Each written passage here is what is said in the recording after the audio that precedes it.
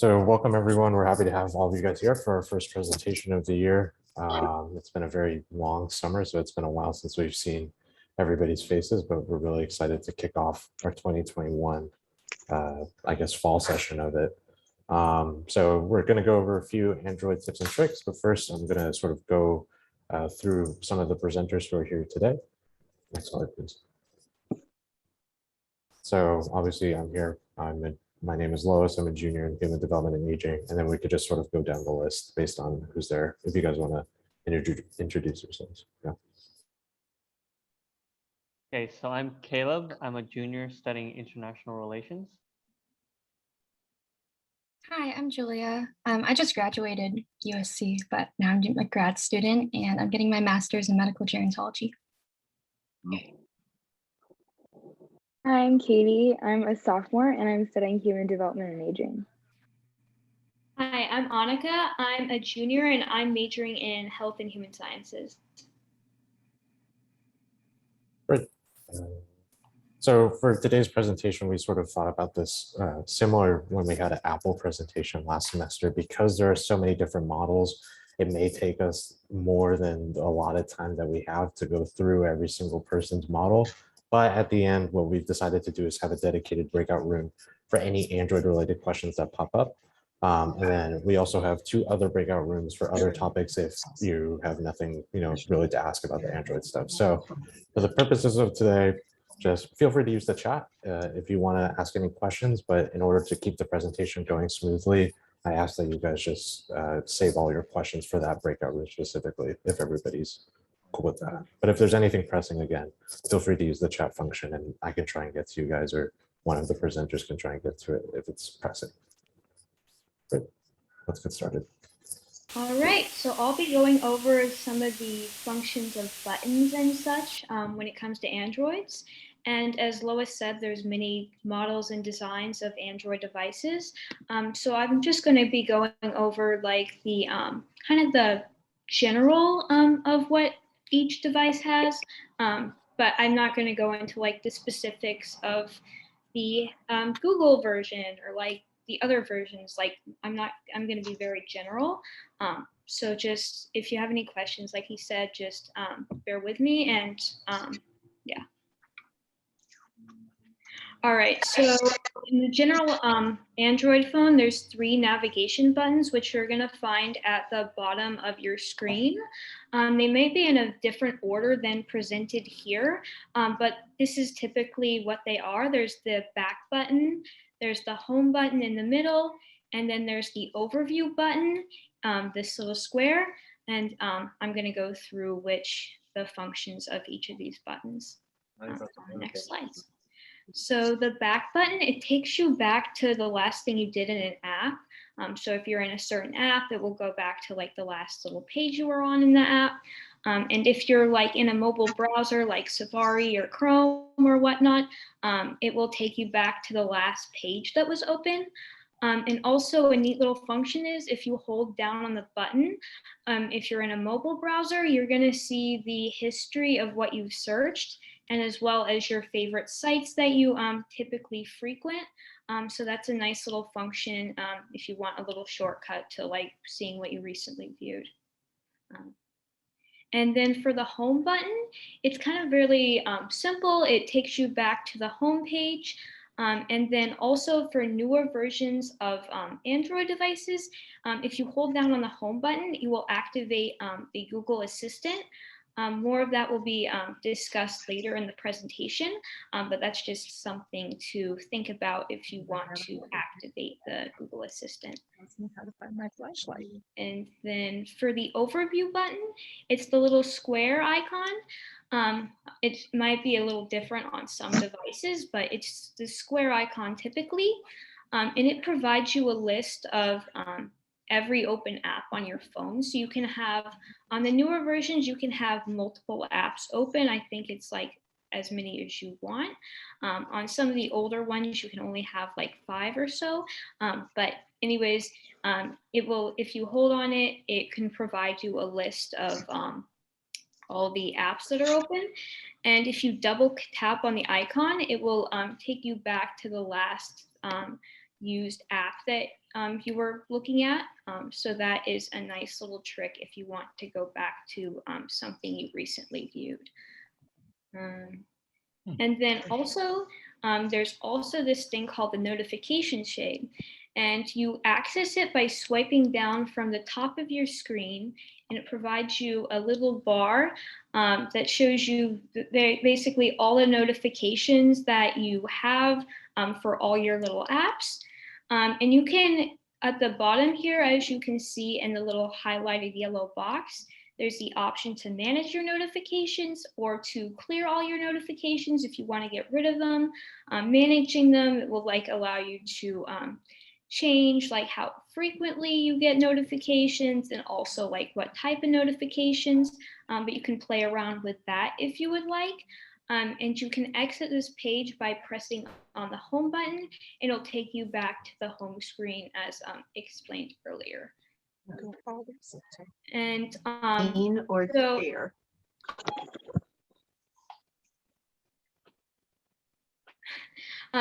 So also when you access the notification shade, you'll see up here in the top little yellow box that is boxed in, there's these little icons that have Wi-Fi and flashlight and other little things. And that by pressing on this, you can turn on and off certain functions. So for example, with this little flashlight icon, if you press that, it would light up in blue like the Wi-Fi icon is here, and the flashlight would turn on. If you tap it again, that flashlight would turn off. So it has functions such as that.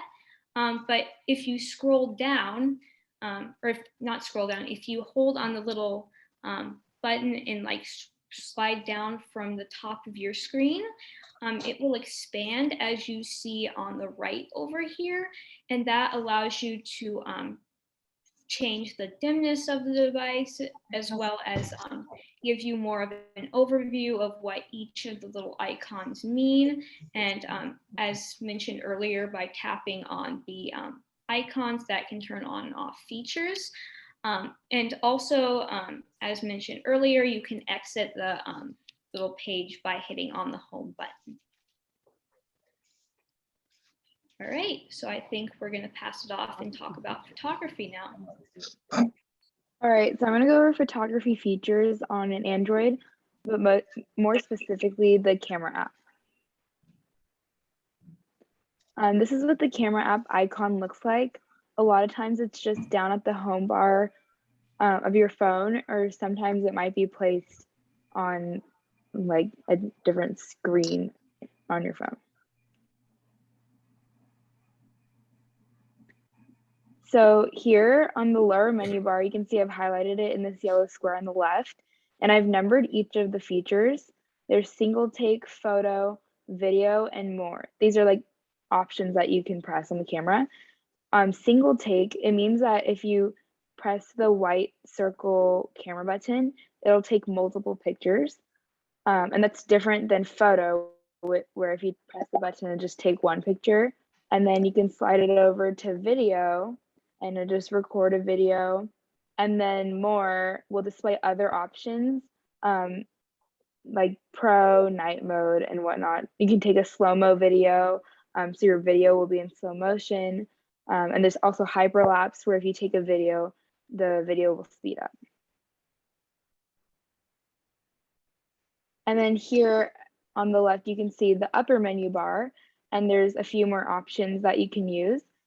First, there's the settings, where you can adjust the camera settings. I don't think it would really need to be adjusted much, but if there's anything, that's where the settings is. And then second is flash, so you can turn the flash off if you're taking a picture or a video in daylight. You can put it on automatic if you want the camera to decide and sense your environment and decide if it needs flash or not.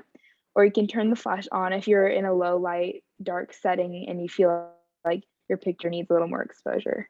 And then there's the self timer. There's the options are off, 2 seconds timer, 5 seconds, or 10 seconds. And this is really great if you want to take a big group photo and you don't have someone to take the picture for you.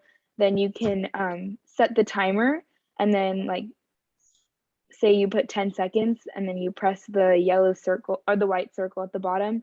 then it'll give 10 seconds for you to go into your place in the picture, and then the camera will take the picture for you without having to have a person take it. And then number 4 here is the aspect ratio that just adjusts the photo dimensions. You can like make your photo a square or rectangle or a bigger rectangle.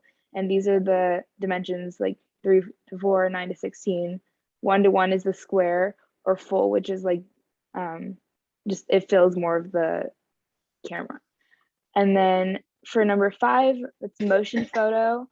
It basically captures action for a few seconds before and after the picture is taken, kind of like a quick short video. If you have an iPhone, this is called live photo. And then the 6th option is filters. So you can put like different kind of color filter over your photo and video. And if you click on that, it comes up with a whole menu of new options of color schemes and whatnot that you can put over your photo. All right, I'm going to pass it on to the next person.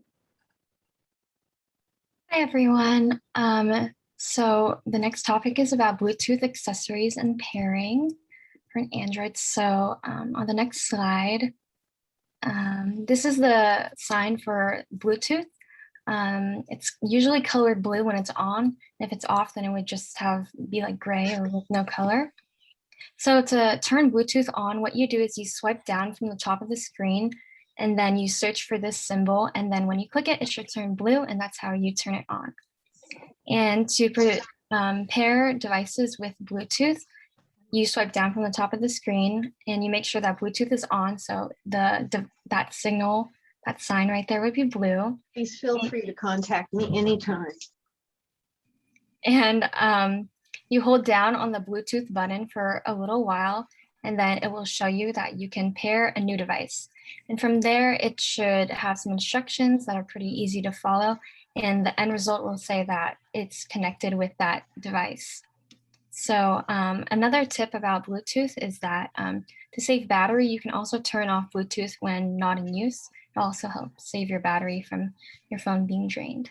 So as you can see in this slide, you swipe down from the top of the Android, and then you see the Bluetooth sign, which is outlined in yellow. And then on the right, it shows that it's on and that the device that you paired with is connected. So now I'll pass it off to the next Google Assistant. Okay, so I'll be going over how to use the Google Assistant and also just how to get apps on your phone. So the first step to making sure that you can actually use the Google Assistant is enabling it and making sure that it's on. And one way you can use the Google Assistant is to go on the Google app on your Android phone, which would be just, it will look something like this, where it's just a rainbow logo for Google. And then once you tap on the Google app, you should be led to the Google home screen. And at the bottom right corner, there should be a more, which is in the second photo here, where it's the 5th option. And you will want to tap on more. And from there, you will want to tap on settings. After settings, you'll need to find the settings for the Google Assistant. Oh, and after tapping on Google Assistant, you'll either depending on the phone, you can either just turn it on right away from like this. Once you tap on Google Assistant, you may have an option to just turn it on right away. If not, you may need to scroll down to general settings. And once you tap on general settings under the Google Assistant, you can turn on the Google Assistant. And turning on is really easy. You just want to tap on the bar and make sure that the circle is slid to the right and that it's blue. Once it's blue, that will mean that it's on. And then once it's on, you can actually start using the Google Assistant.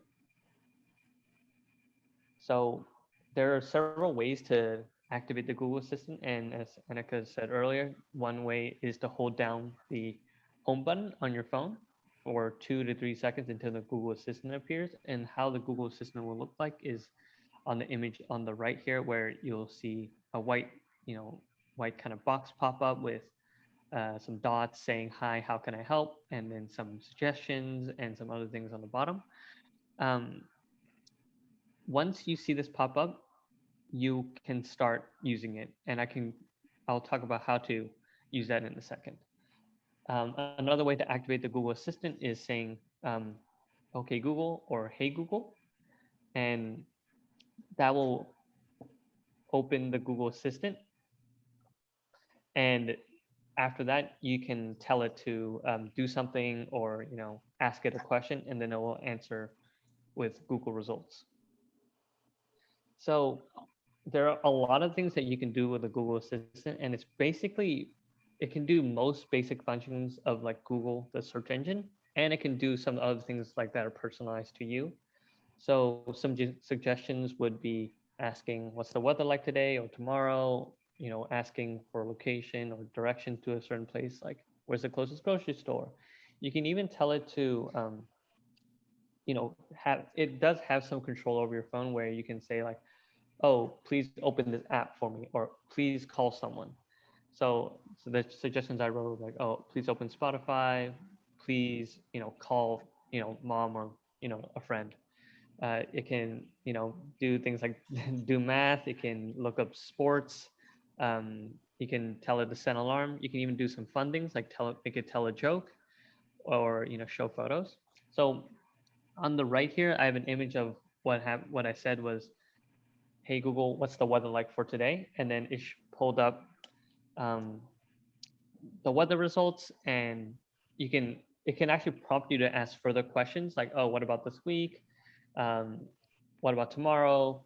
Things like that. So the Google Assistant is very helpful for when, right now you're doing something with your hands and you can't, look up something. You can just tell the assistant to look up something for you.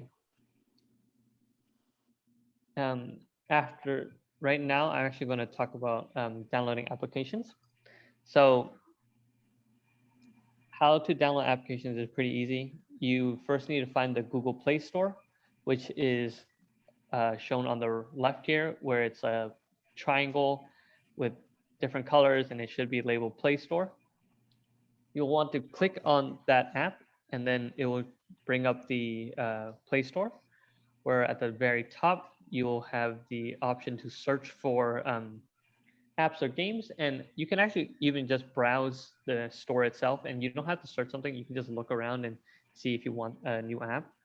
But if you want to look for a specific app, you will want to search for it using the search bar. So tap on the very top where you find the search bar, and then type up what app you're looking for.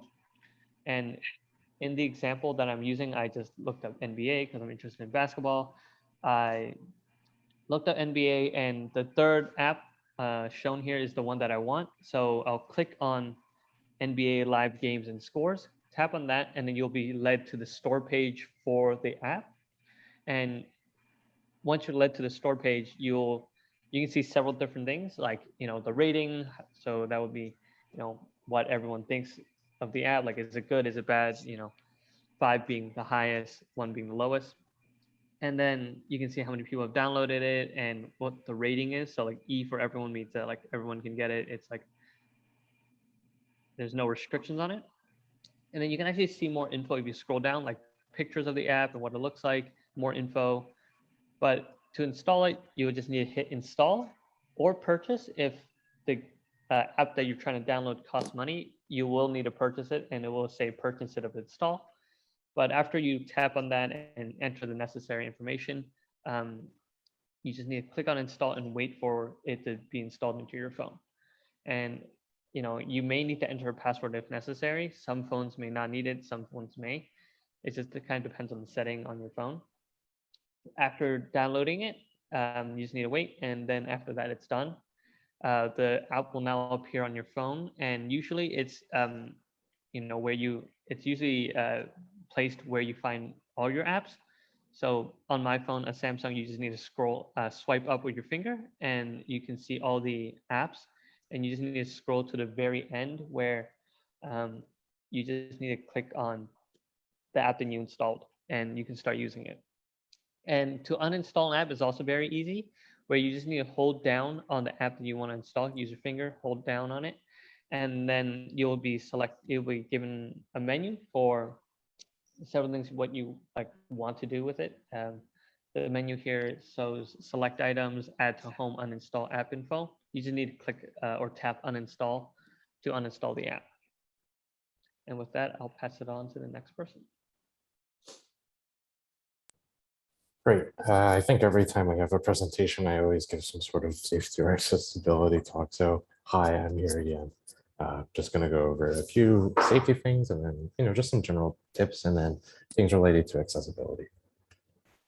So the beauty of having an Android phone is that by virtue of, having Google Assistant, as Caleb basically went through, there are a lot of security features that sort of come with your phone, and it may vary obviously on the model or version of whatever device you're using. But here are some like very general examples of things that may pop up while you're using your phone. So if a site contains malware, there's the off chance that Google will prevent you from going to that site in the first place for the safety of your private information. Verifying your person through PIN or through swipes. I'll go through that on the next slide, but basically to protect your phone in the first place, to prevent from anyone getting in. And they'll also, ask for your permission. So allow Google Meet to record audio, or, allow Google Meet to activate your mic, things like that. And so there are always these sort of precautions that come prior to using certain apps. And finally, changing your password. So a lot of devices nowadays are big on changing your passwords, however, so frequently, to ensure that people who are trying to get your information can't really do so by using a password that you've had for years or even just a few months at that point. So setting up a PIN or password. So on your device, as shown in with the others, so you would go to your settings option. Once you get to your settings option, this may differ for different phones, as I've seen. So there's a choice of security or security and lock screen or phone lock or security and phone lock, something along those lines. Basically, you're going to want to select that. And then you have the option of choosing different ways to lock your device. And again, some of these may be available for some of you, and then others it may not, depending on your phone. So the most general ones are the first three, A through C. So drawing a pattern on your device, entering a PIN, or making a password. And I believe fingerprints were sort of recent in terms of Android devices and things like that. So some of you may not have the option to use your fingerprint to unlock your device, but if you do, you're definitely welcome to use it. And so in terms of accessibility, Google has been pretty on top of their game in terms of providing the accessibility suite. And so this is available under the settings menu as well. And basically it allows you to, change various things on your phone, which I'll sort of go through as we go along. So TalkBack is one of the devices that Google has made, and allows different users to sort of speak, change content as they go along. And so obviously for these sort of things, it may be a little bit experimental, whether or not you like how the TalkBack function works, it may differ from person to person. And so with TalkBack here, you could go to accessibility, TalkBack, and then activate it by turning it on. Or as Caleb has shown us before, you could say, hey, Google, or okay, Google, and then simply just turn it on using voice commands. Next slide, please. And so again, depending on your Android model, the features and basic navigation may change. I know for some, it may be a 4-finger swipe. For some, it may be a 3-finger swipe. So you're going to have to sort of play with your device as you go along, and it will sort of tell you how things go. But essentially, TalkBack allows you to navigate your screen and allows you to show notifications, help you return to home or to other apps, and then again, help you read through various pieces of text or scroll up and down certain pages. In terms of font and display options, these are also available under the accessibility suite. So if you want a larger font size, it sort of works in a slider format where you're welcome to sort of push up and down. And so you're welcome to do that. And then also in terms of display size, it may affect how certain apps appear on your phone, but I think overall it's been pretty handy for anybody who's had any vision issues or things of that sort. And so obviously similar things can be used for color inversion if you want a dark theme at night, magnification, so zooming in on certain pieces of text, and then color correction for blue light or things like that. Great. So I'm going to quickly sort of explain what we're going to do here on out. I will post the slides in the chat before I bring everybody into breakout rooms. These are the next two presentations that we have. So YouTube and then Internet Basics. And then obviously you can email any questions that are unresolved in the breakout rooms through the email above. But I will go ahead and you go to the next slide, please. So on the Woohoo form that we sent out, you guys were welcome to choose whichever breakout room that you wanted to go into. And so for now, I'm going to sort of assign and try to break everybody off into breakout rooms. So Bob and Kate will be in the breakout room about USC Facebook, the USC Facebook page. Julia will be in the forum on tech terminology, and then Caleb and I will be here for questions in terms of the presentation.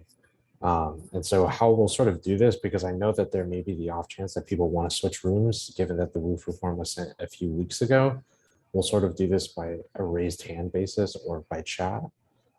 So if you, let's do it like this. Can you stop sharing your screen? So there's a hand raise function under the reactions page. So if you have any questions relating to the USC Trojan Facebook page, go ahead and raise your hand now, so that way I can assign you to that breakout room specifically. And Bob, if you want to provide like any feedback on what specifically that breakout room we'll talk about, you're more than welcome to.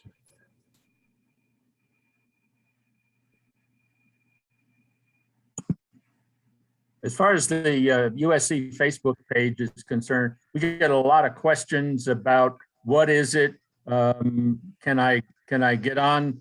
Can I post? And how do I use it? What are some of the features? We basically are going to be, Karen Hackett and I will be there to answer questions that anybody has.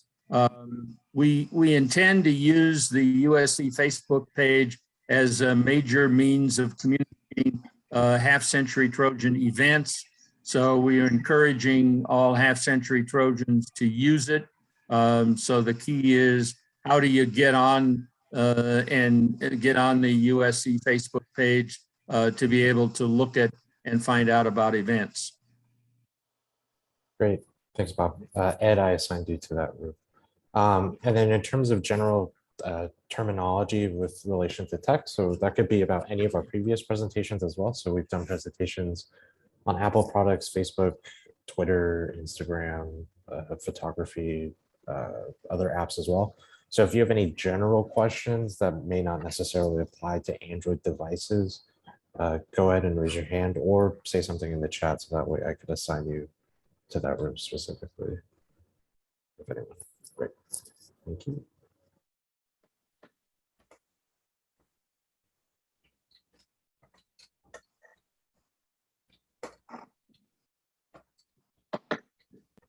Alrighty, here's the kicker. So if you have questions relating to Android devices, please go ahead and raise your hand.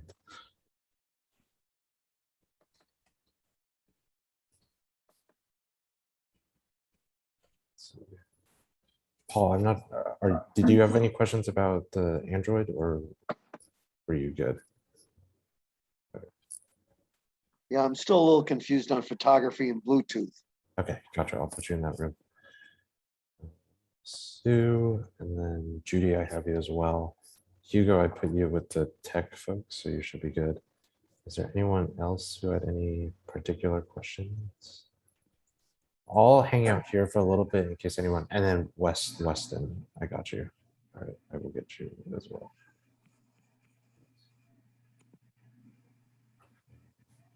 Marty. Great. So I'll be in here for a little bit. I'll sort of help manage the breakout rooms and things like that. If there are any other people who want to go into specific breakout rooms, or if you just, for some reason, want to chat and hang out, and then I will pop into the Android questions room.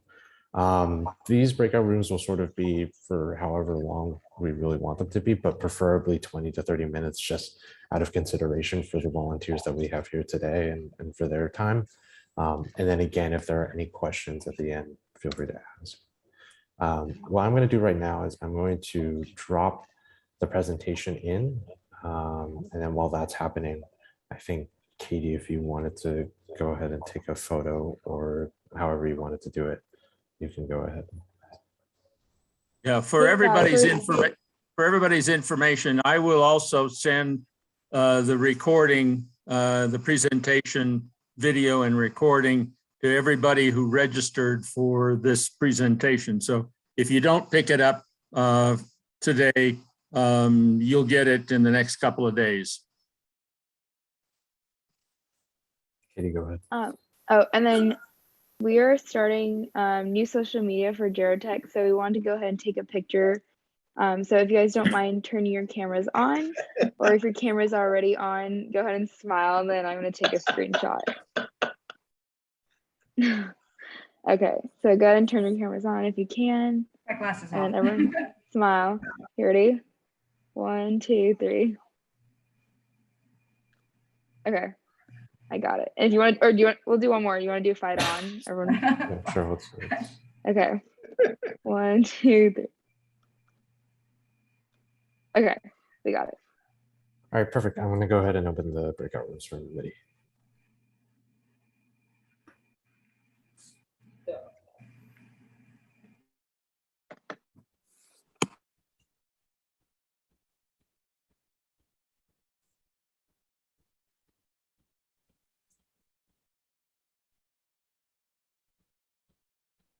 Hey, gang. Is this the Android question room? Oh, no, I can put you in the Android question room, Gary. I'll put you in right now.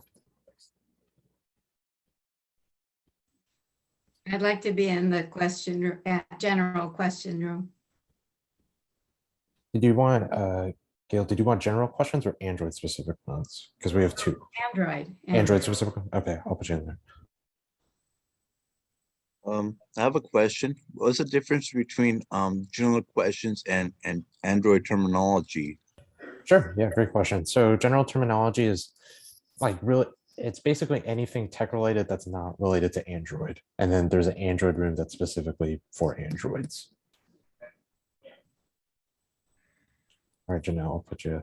Which one do you recommend? I have an iPhone, but I'm always interested in other forms of technology to familiarize myself and maybe program or other things.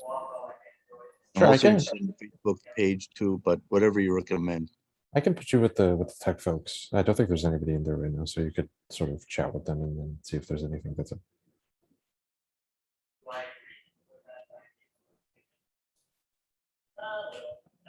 great. Okay, hi everyone else. I don't know if anyone's there, but if there are any specific things that you guys have, feel free to, stay in the chat or whatever you guys are comfortable with.